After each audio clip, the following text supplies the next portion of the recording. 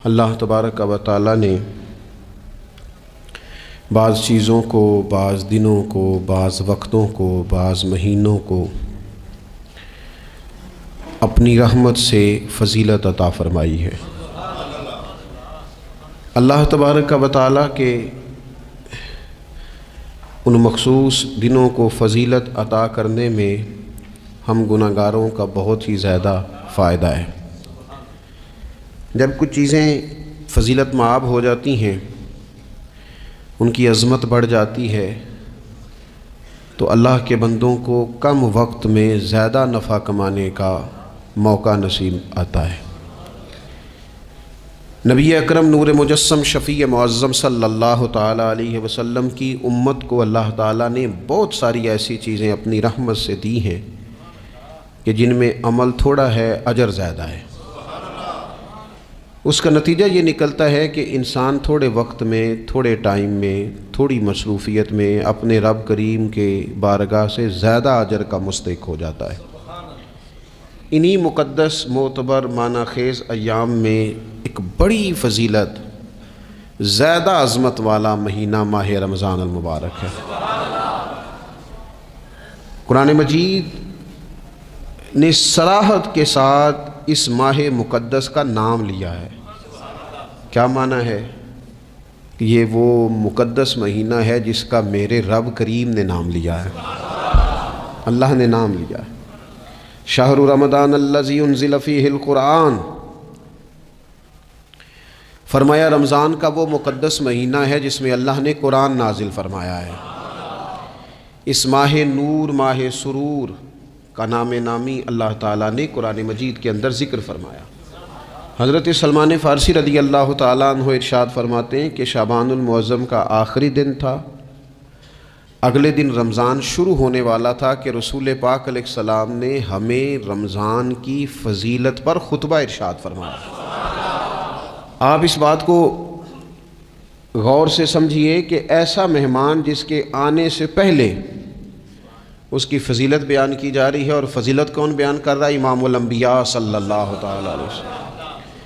یہ صرف ہمارے دلوں کے اندر، امت کے دلوں کے اندر اس ماہ مقدس کی فضیلت کو اور اس کی عظمت کو بٹھانے کے لیے کہ پوری طرح تم اپنے ذہن میں اور اپنے دل میں ایک بات بٹھاؤ کہ ایک عظمتوں والا مہینہ تم پر سایہ فگن ہونے والا ہے، عظمتوں والا۔ حضور نے ایک دن قبل اس کی فضیلت بیان۔ ہمارے ہاں یہ ہوتا ہے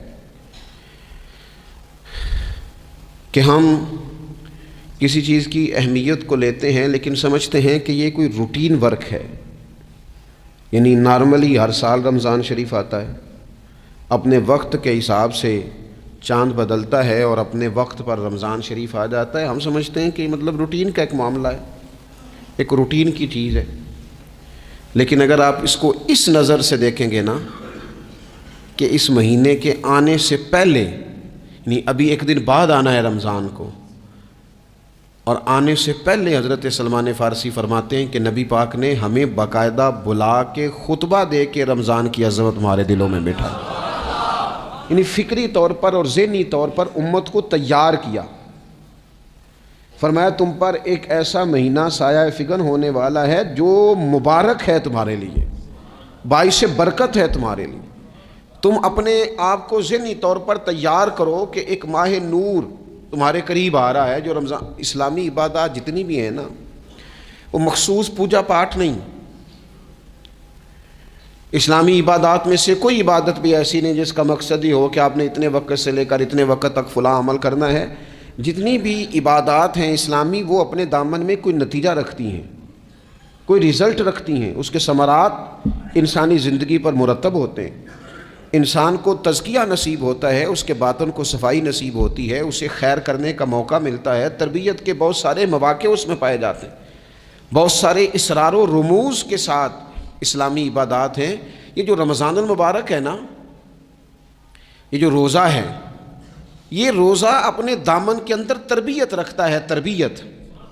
یا ایھا الذین آمنوا کتب علیکم الصیام کما کتب علی الذین من قبلکم لعلکم تتقون۔ اے ایمان والو، تم پر روزے فرض کیے گئے جیسا کہ تم سے پہلے لوگوں پر بھی فرض کیے گئے تھے تاکہ تم تقوی اختیار کرو۔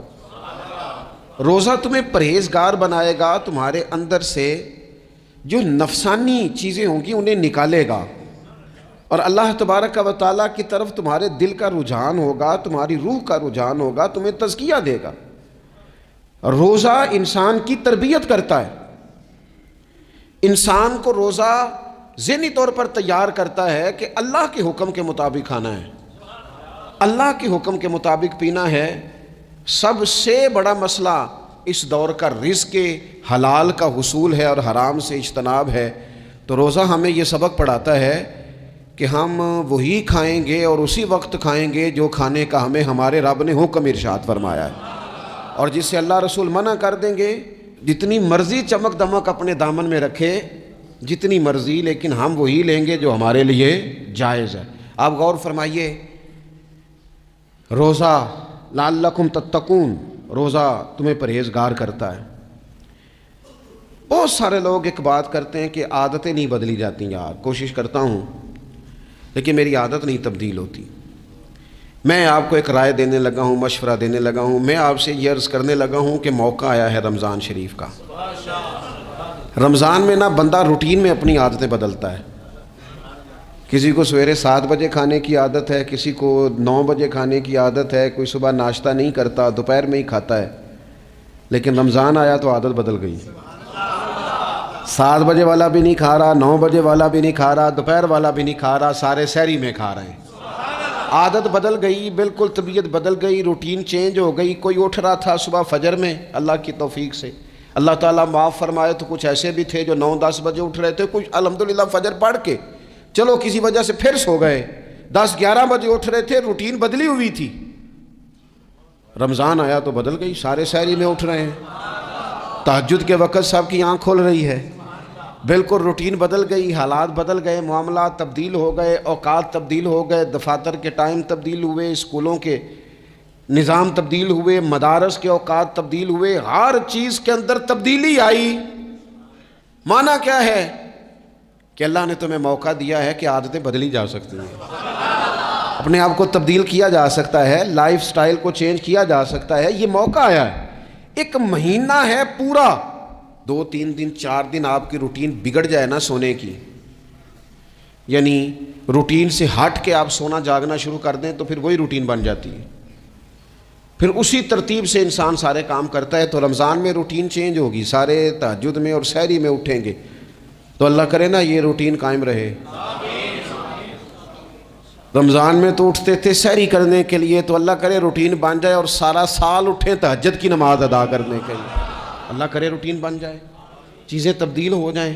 وہ لوگ جن کو ڈاکٹر کہہ رہے تھے کہ دوائی بھی کھانی ہے اور پرہیز بھی کرنا ہے، تو وہ کہہ رہے تھے جی دوائی کھانا تو آسان ہے، پرہیز کرنا مشکل ہے، تو بدلنے لگی ہے نا روٹین، آ گیا نا رمضان، پرہیز کا ٹائم شروع ہو گیا۔ لہذا بہترین فائدہ یہ ہوگا کہ رمضان میں پرہیز ہوگی، ڈائٹ پلان بالکل بنایا جا سکتا ہے، اس میں چیزوں کو بالکل مرتب کیا جا سکتا ہے۔ تو رمضان شریف کے آنے سے پہلے ذہنی طور پر اپنی عادات کی تبدیلی کا پروگرام بنائیں، عادتیں بدل جایا کرتی ہیں۔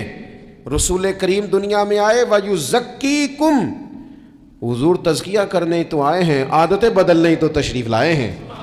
نبی پاک نے صفائی ستھرائی کر دی، ساری ناپاک چیزوں کو نکال دیا۔ تو روٹین دیکھیں کہ رمضان میں تقوی کے حصول کے لیے اپنی عادات کو تبدیل کرنا ہے، اور اس کے لیے ذہنی طور پر اپنے آپ کو تیار کریں۔ وہ جو کہتے ہیں بچے سویرے نہیں اٹھتے، وہ روٹین بنا لیں، یہ موقع آیا ہے، ابھی سے ارادہ کر لیں کہ جناب ہم نے اس ترتیب سے اپنے گھر کو، ماحول کو، بچوں کو اس ترتیب سے ہم نے مرتب کرنا ہے چیزوں کو۔ یہ آپ ارادہ کریں، اللہ تعالیٰ مدد فرمائے گا۔ رمضان المبارک کی جو خاص فضیلت ہے، اس خاص فضیلت کو رمضان آنے سے پہلے ذہن میں بٹھا لیں،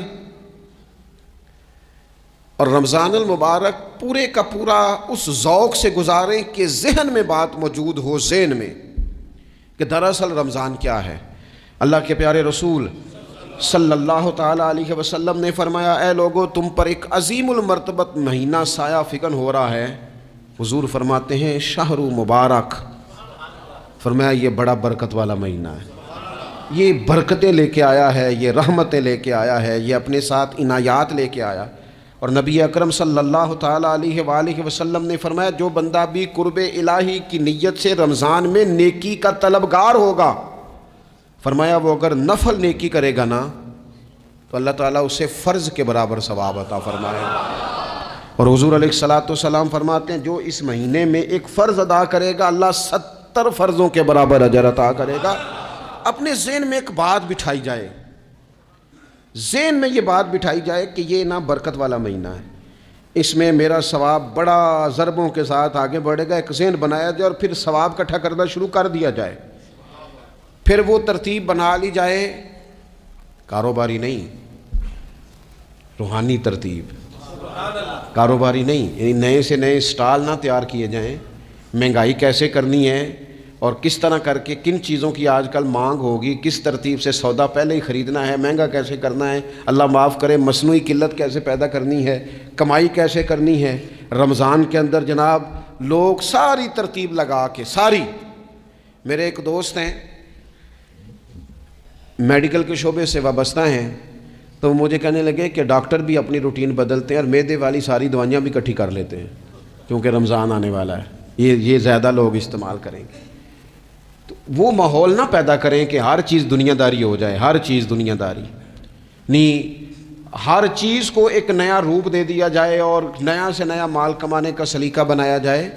میں اکثر کہا کرتا ہوں کہ رمضان تو اس لیے تھا نا کہ اس میں کم کھانا ہے، تھوڑا کھانا ہے، لیکن اگر بندہ کہے کہ میں نے صبح کا چونکہ کھایا نہیں لہذا اب شام کو اتنا کھانا ہے کہ ہفتے سے پہلے ڈاکٹر کے پاس بھی جانا ہے، میں نے وہ سارا پوری کرنی ہے روٹین، تو پھر وہ مقصد کو نہیں نہ سمجھا، پھر اس نے اس خوبصورتی کو نہیں پایا جو خوبصورتی اس کو دین دینا چاہتا تھا۔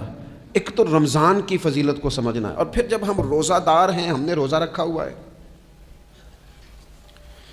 تو نبی پاک علیہ السلام نے خود اس مفہوم کو کھول کے بیان کیا، فرمایا جس بندے نے جھوٹ نہیں چھوڑا، گناہ نہیں چھوڑا، گویا غیبت نہیں چھوڑی، بدی نہیں چھوڑی، تو اللہ کے محبوب علیہ الصلوۃ والسلام فرماتے ہیں پھر اللہ تعالیٰ کو اس کے بھوکا پیاسا رہنے کی تو کوئی ضرورت نہیں، کیونکہ لعلکم تتقون، تقوی اختیار کرنا تو روزے کا مقصد تھا۔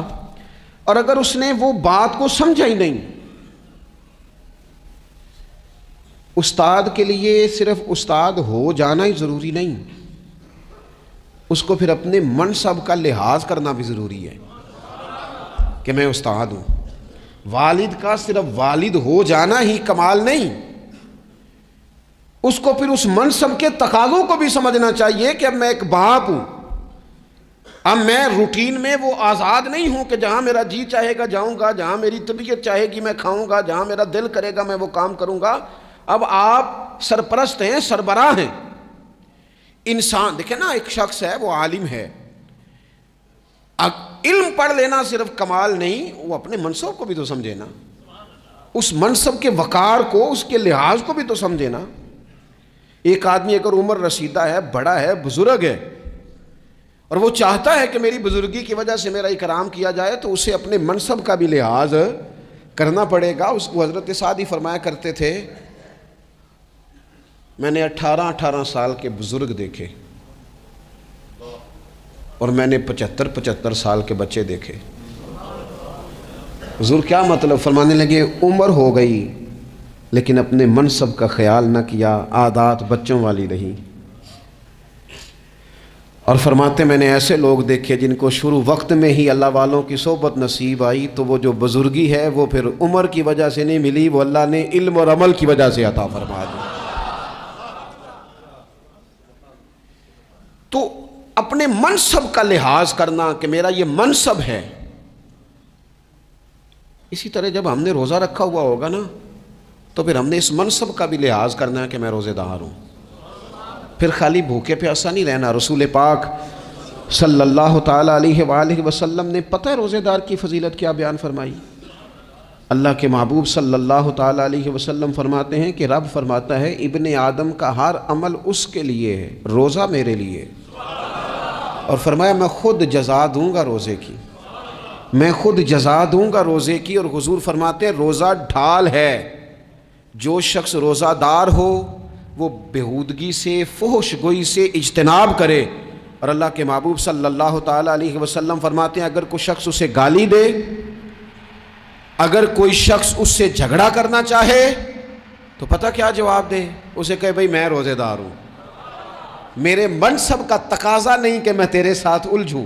اور رسول پاک صلی اللہ علیہ وسلم فرمانے لگے اوہو اتنی بڑی بات۔ حضور فرمانے لگے، یہ صحیح مسلم کے لفظ ہیں، کریم محبوب فرمانے لگے مجھے اس رب کی عزت کی قسم جس کے قبضے میں محمد عربی صلی اللہ علیہ وسلم کی جان ہے، حضور فرماتے روزہ دار کے منہ کی خوشبو اللہ تعالیٰ کے نزدیک قیامت کے دن مشک کی خوشبو سے بھی زیادہ وقت والی ہوگی۔ اس کے منہ سے جو خوشبو آتی ہے قیامت میں مشک پیچھے رہ جائے گا، اور رب کی بارگاہ میں صرف روزہ دار کے منہ سے اگر تیرے منہ کی خوشبو رب کو اتنی پسند ہے تو تجھے بھی تو اپنے منصب کا خیال ہونا چاہیے کہ میں نے روزہ رکھا ہوا ہے، میں روزہ دار ہوں۔ اور میرے نبی پاک علیہ السلام کے یہ دو لفظ ہیں نا، وہ صوفیاء ہیں نا، اللہ کے نیک بندے جو ساری زندگی تڑپتے رہے کہ کبھی اے حقیقت منتظر نظر آنا لباس مجاز میں، کبھی مالک ایک دفعہ کبھی تیرا جلوہ ملے، کبھی اے حقیقت منتظر نظر آنا لباس مجاز میں، لاکھوں سجدے تڑپ رہے ہیں میری جبین نیاز میں۔ اور جو ساری زندگی کہتے رہے کہ ہم تو عمر دراز مانگ کے لائے تھے 4 دن، 2 آرزو میں کٹ گئے، 2 انتظار میں کہ دیکھو انہیں انعام ملنے لگا ہے۔ جو اس کی راہ کے سوالی تھے، جو اس کے رستے کے مسافر تھے، جو اسے پانا چاہتے تھے، جو اس کی دید کرنا چاہتے تھے، جو اسے ملنا چاہتے تھے، میرے رسول پاک علیہ السلام نے فرمایا روزہ دار کو 2 خوشیاں ملیں گی۔ ایک خوشی اس وقت ملتی ہے جب وہ افطار کرتا ہے، اور فرمایا ایک خوشی اس وقت ملے گی جب وہ اپنے رب سے ملاقات کرے گا، جب وہ اس سے ملے گا تو اس وقت روزہ دار کو خوشی ہوگی۔ میرے دوستو خوشی تو جو ہوگی سو ہوگی، لیکن یہ لفظ بڑے حسین نہیں کہ روزہ دار کی رب سے ملاقات ہوگی، یہی لفظ بڑے باکمال نہیں۔ ایک روایت میں تو یہ ہے نا کہ روزہ میرے لیے ہے میں اس کی جزا دوں گا، اور ایک روایت میں یہ ہے کہ روزہ میرے لیے ہے اور رب فرماتا ہے میں خود روزے کی جزا ہوں، یعنی باقی نیکیوں پر ثواب ملے گا، روزہ رکھنے والے کو رب رحمان ملے گا۔ نبی اکرم صلی اللہ تعالی علیہ وسلم کے امت کے صوفیاء نے نا کچھ چیزوں کو بڑا کھولا ہے۔ عارف رومی کہتے ہیں کہ ایک دن نا محمود غزنوی نے خزانوں کے دروازے کھول دیے اور فرمایا بھئی میں نے آج ہر چیز کھول دی ہے، جو جس چیز پہ ہاتھ رکھے گا وہ اسی کی ہو جائے گی۔ لوگ دوڑے، کوئی سونے کی طرف، کوئی چاندی کی طرف، کوئی جائیدادوں کی طرف، کوئی خزانے کی کنجیوں کی طرف، کوئی بڑے بہترین گھوڑے اور اونٹوں کی طرف، لوگ دوڑ گئے، جو جس پہ ہاتھ رکھے گا اسی کا، سب بھاگ گئے۔ ایاز بیٹھا ہے، نہ وہ حسن میں رہی شوخیاں، نہ وہ عشق میں رہی گرمیاں، نہ وہ غزنوی میں تڑپ رہی، نہ وہ خم ہے زلف ایاز میں، وہ لذتیں کہاں۔ ایاز چپ کر کے بیٹھا ہے۔ پھر محمود نے ایاز کی طرف مخاطب کر کے کہا ایاز اٹھنا نہیں، آج لوٹ سے لگ گئی ہے، جو جس چیز پہ ہاتھ رکھے گا اسی کی۔ ایاز کہنے لگا بات پکی ہے نا؟ تو محمود خوش تھے، موڈ بڑا اچھا تھا، کہا بالکل پکی ہے۔ تو ایاز کہنے لگے چلو ٹھیک ہے۔ ایاز اٹھے، پیچھے سے جا کے نا تو محمود کے کندھے پہ ہاتھ رکھ دیا، محمود کے کندھے پہ ہاتھ رکھا۔ محمود کہنے لگے یہ کیا بات کا، آپ سے میں نے پوچھا تھا بات پکی ہے، جو جس پہ ہاتھ رکھے گا اسی کا نا۔ تو تھوڑی دیر پہلے مسکراتے چہروں میں آنسو آ گئے، ایاز بھی روئے تو محمود بھی روئے۔ کہا بادشاہ پکا رہنا، وہ جن کو خزانے چاہیے تھے وہ دوڑ گئے، مجھے تو چاہیے۔ لنگ کئی مہینے تے برس گئے تے تیری دید نو دیدے ترس گئے، تیری تو ملے گا۔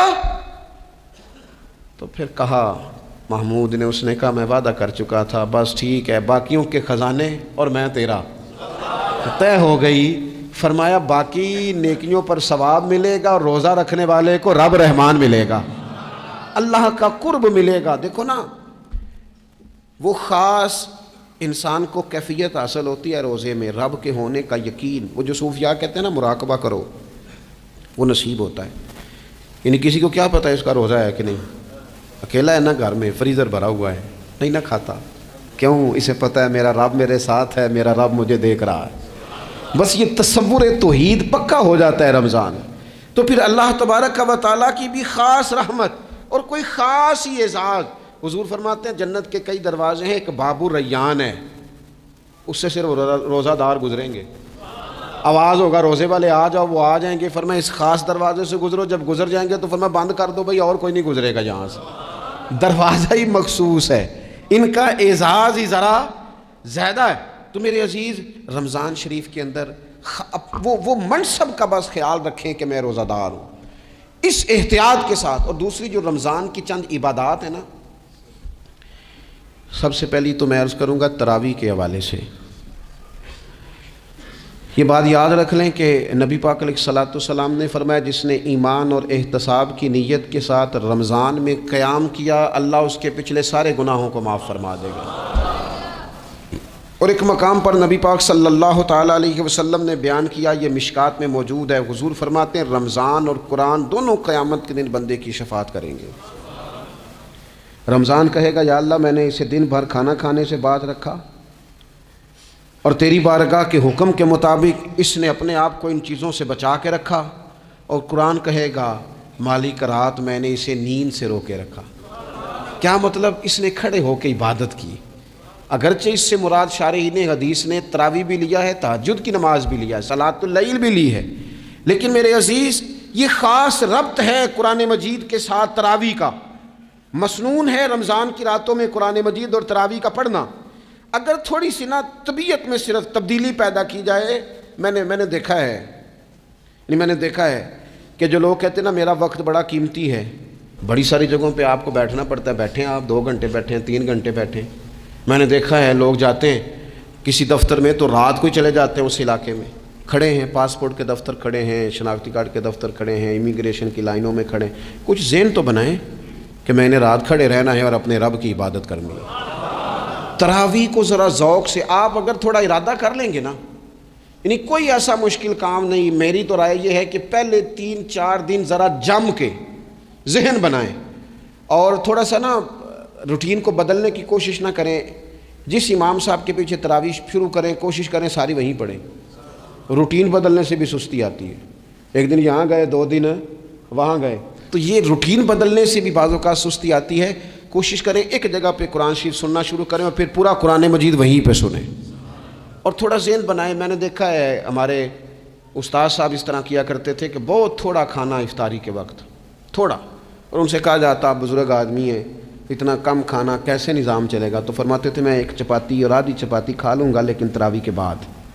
اب اگر زیادہ کھانا کھاؤں گا تو طبیعت میں سستی آئے گی, میرے لیے کھڑا ہونا مشکل ہو جائے. سادہ سا کھانے کے ساتھ افطاری کی جائے گی. اور تراویح کے لیے اپنے آپ کو ذہنی کہاں ٹائم ملتا ہے سارا سال قرآن پڑھنے سننے کا, یہ تو اللہ نے موقع عطا فرمایا ہے. تو تھوڑا سا اگر دلچسپی پیدا کی جائے, بڑا سونا قرآن مجید پڑھا جاتا ہے مساجد میں, بچے بڑی خوبصورتی سے, تو اللہ کا شکر ہے جگہ جگہ پہ. اور مساجد کے علاوہ بھی میں نے دیکھا ہے, ہم سے لوگ مطالبہ کرتے ہیں کہ ہماری فیکٹری میں رات کو بھی کام ہوتا ہے, اتنے سارے ورکر ہیں تو بچہ کوئی مل جائے قرآن شریف سنائے, فلانی جگہ بھی اتنے لوگ ہیں تو اگر موقع مل جائے. تو اگر تھوڑا ذہن بنایا جائے, شوق پیدا کیا جائے تو اللہ تعالیٰ فضل فرماتا ہے, انسان کو طاقت ملتی ہے کھڑے رہنے کی. ایک تو تراویح, روزہ, تراویح, اور تیسری بات ہے سحر اور افطار.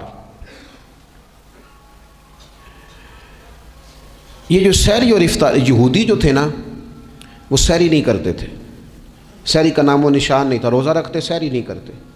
تو نبی پاک صلی اللہ تعالیٰ علیہ وسلم نے فرمایا ہمارے اور یہودیوں کے درمیان فرق ہی سحری کا ہے. اور نبی پاک صلی اللہ تعالیٰ علیہ وآلہ وسلم نے فرمایا سحری کھایا کرو, سحری کھانے میں برکت ہے. اور اگلی بات سننی ہے آپ نے تو خوش ہو جانا ہے, سحری کو معمولی نہ سمجھے, سحری کرنا عبادت ہے. ہاں, آپ مت سمجھیں کہ میں روٹی کھا رہا ہوں, یہ تو میرے سامنے دہی رکھا ہوا ہے, یہ تو سالن رکھا ہوا ہے, یہ تو اچار رکھا ہے, تو چپاتیاں رکھی ہیں. سحری کھانا عبادت ہے. آپ صبح اٹھے, آپ کی تو روٹین ہی اور تھی, تو 7 بجے کھاتے تھے, 9 بجے کھاتے تھے. یہ جو آپ صبح کھا رہے ہیں اٹھ کے سحری میں, اپنی مرضی سے تھوڑی کھا رہے ہیں, یہ تو کسی کے کہنے سے کھا رہے ہیں, یہ تو کسی کے بٹھائے بیٹھے ہیں.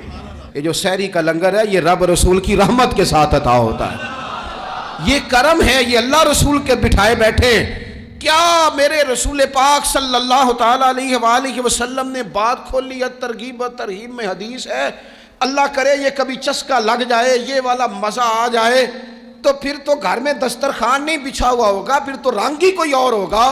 حضور فرماتے ہیں اللہ تعالیٰ اور اس کے فرشتے سحری کھانے والوں پر رحمتوں کا نزول فرماتے ہیں.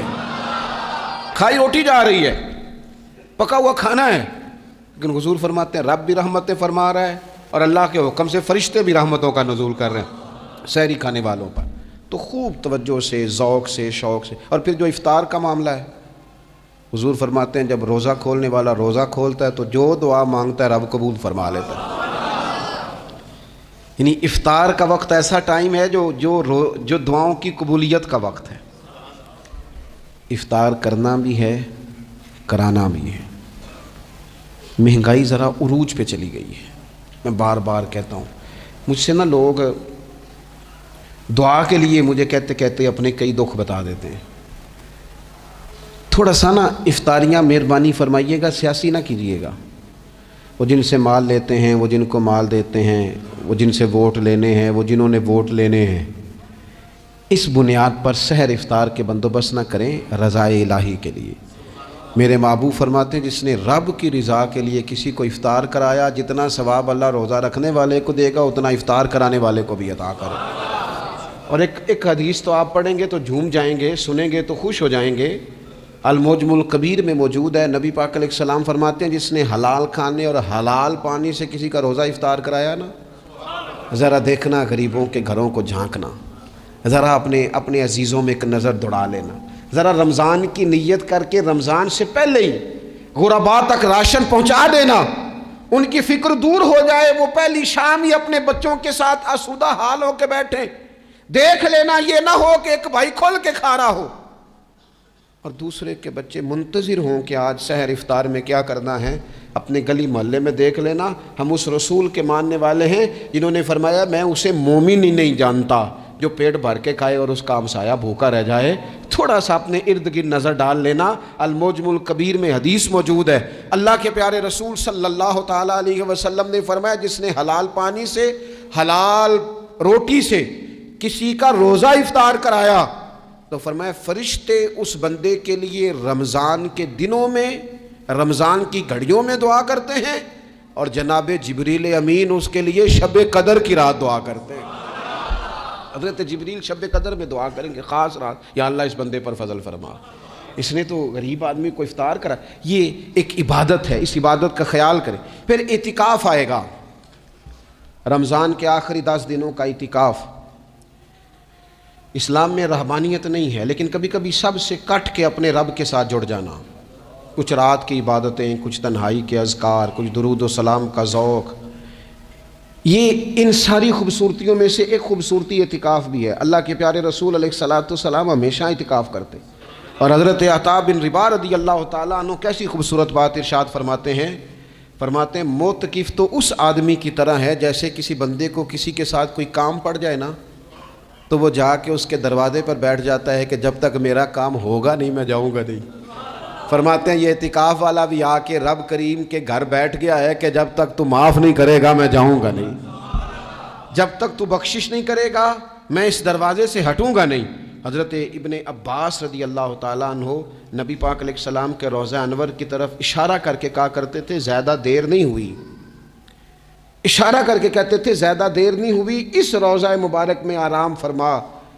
رسول رحمت علیہ السلام سے میں نے اپنے کانوں سے سنا ہے، اور جب یہ بات ارشاد فرماتے تھے تو روتے بھی تھے. فرماتے ہیں میں نے خود نبی پاک علیہ الصلوۃ والسلام سے سنا ہے کہ جو شخص اللہ تعالیٰ کی رضا کے لیے ایک دن کا بھی اعتکاف کرے گا نا، اللہ تبارک و تعالیٰ اس کے اور جہنم کے درمیان 3 خندقوں کی آڑ بنا دے گا. اور فرمایا ان کی مسافت زمین و آسمان سے بھی زیادہ ہوگی. یہ 3 خندقیں اتنی بڑی جن کی چوڑائی زمین آسمان سے بھی زیادہ ہوگی. ایک دن اعتکاف کر لے تو اللہ اس بندے کو دوزخ سے اتنا دور فرما دے گا.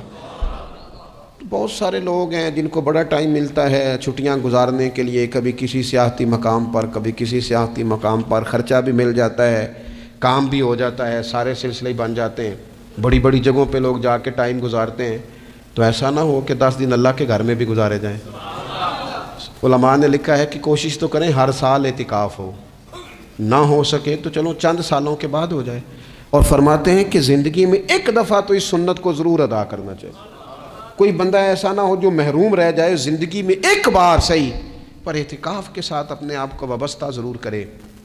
رمضان المبارک کے اندر آخری عشرہ شب قدر